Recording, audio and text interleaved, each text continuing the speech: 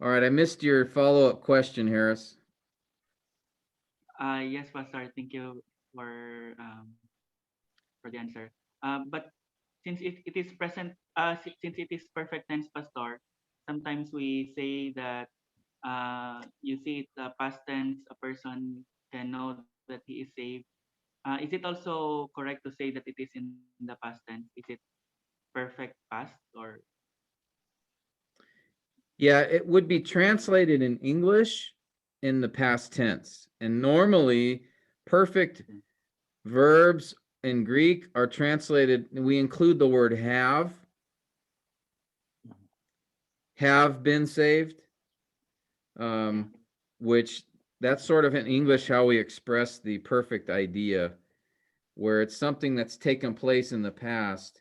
It's hard to Mm, convey that idea of having result in the present mm, through a translation. That's just difficult to do. You'd have to add that in. You've been saved in the past, but there are mm, present results. I mean, mm, you wouldn't say that. It's implied in the understanding of the tense. So when you see a mm, perfect tense in Greek, it's always going to refer to an action in the past. mm, mm, But the emphasis in that using that tense is that there are results now in the present that we experience. mm, That's Okay. why Thank you, you are Pastor. saved or you have been mm, saved is a significant. Paul put that in a particular way in order, I think, to emphasize mm, um, God's grace is an mm. ongoing Yeah. expression that he saved you in the past. There was a point in time Mm, where you were converted, you were changed, mm, you were transformed, but it wasn't an event that just happened back there and it's over. yeah.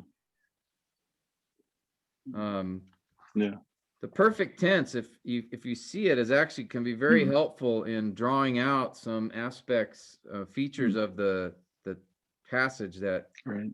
very impactful. So is it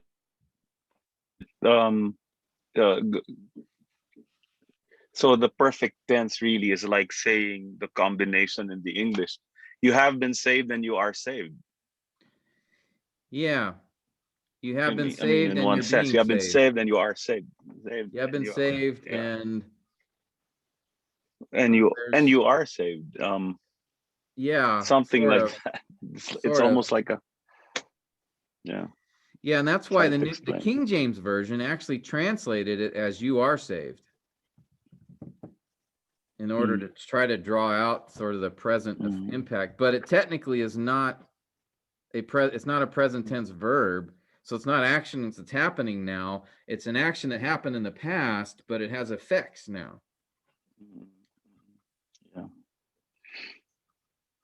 So yeah,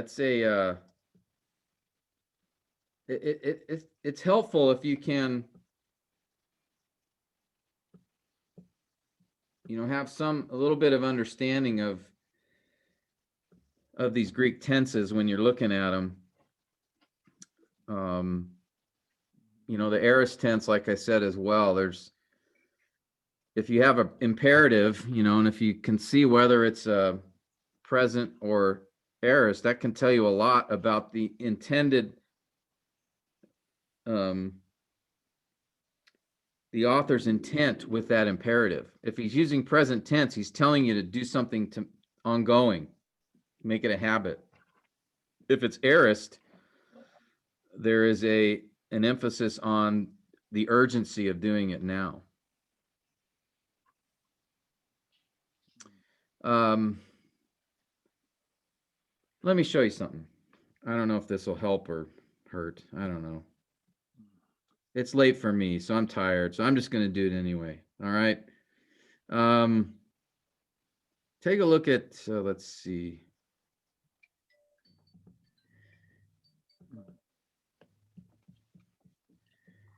Let me show you another passage in Ephesians.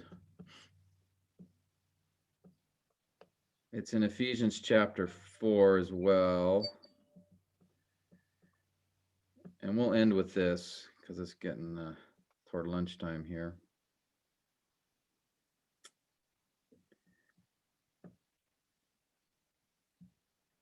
ESV.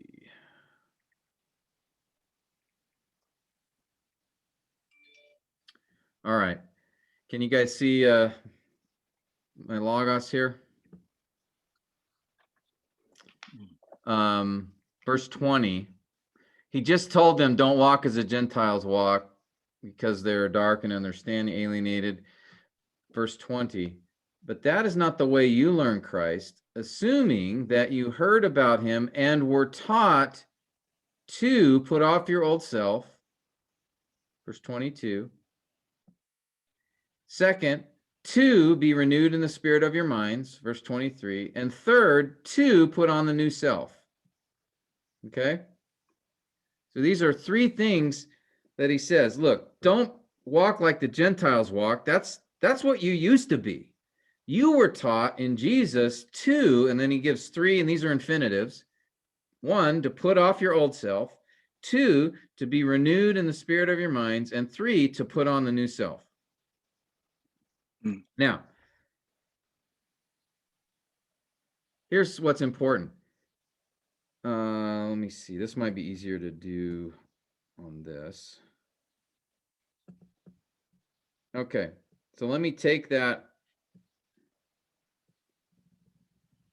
If we were diagramming that passage, you were taught, and then he gave actually three objects. These are infinitives functioning as objects. To put off your old self. You were taught to be renewed in the spirit of your minds. And you were taught to put on the new self. Okay? That's the structure. Now, if you were to look at the actual tenses in Greek, this is what you would find. And I'm talking about the verb, to put off. So I'm just looking at the verb. In fact, I should put it there so it's clear.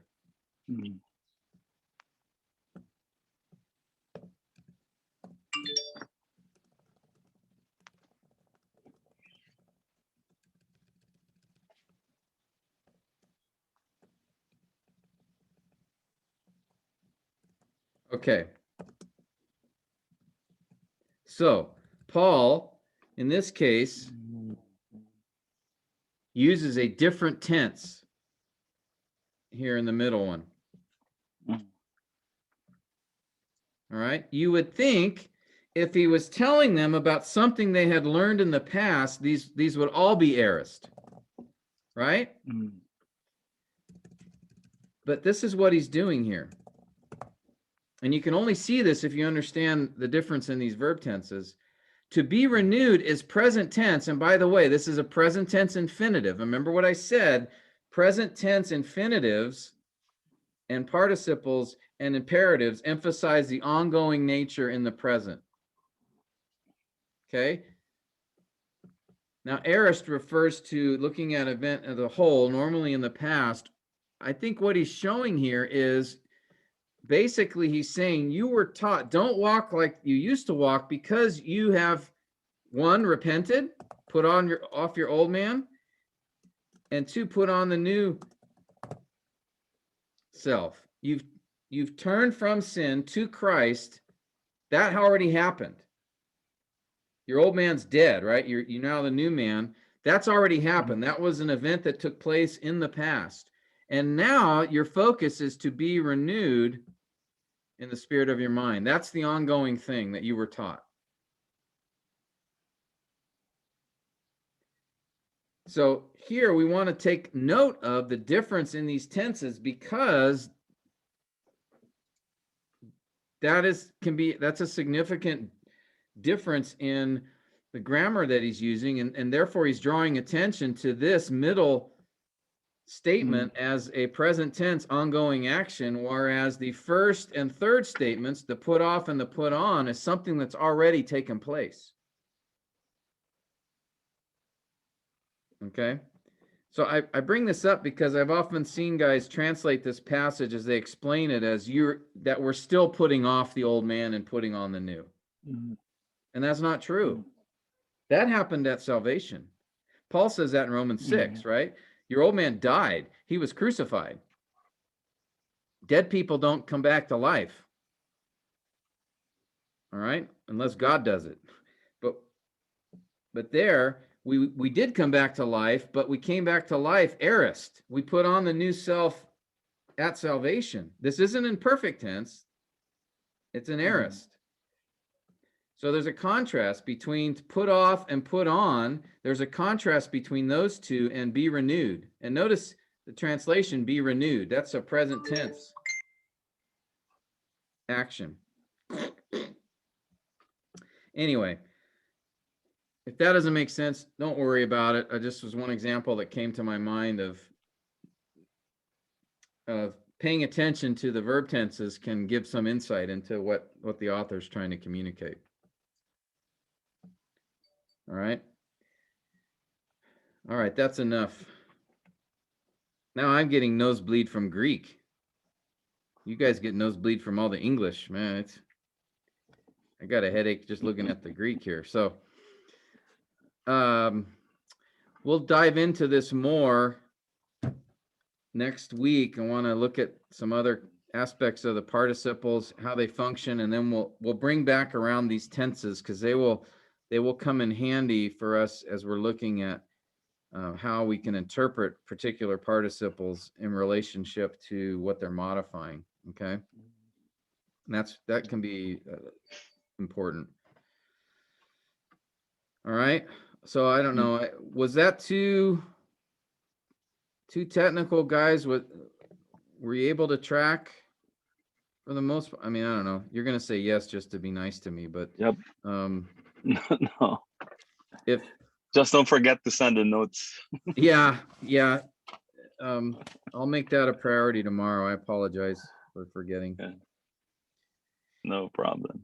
But as you guys look through those, or if you have any questions that come to your mind, save them, bring them up next week, because it's not like I have to get through all these notes. If I want to stop and if there's something that doesn't make sense to you, let's talk about that more. Maybe there's some other examples we can look at, or I want to make sure as best I can to try to explain this so that it makes sense to you. Okay. I don't just want to go through this and then if it's confusing or doesn't make sense, it's like, well, that's not being helpful. So help me help you by asking questions.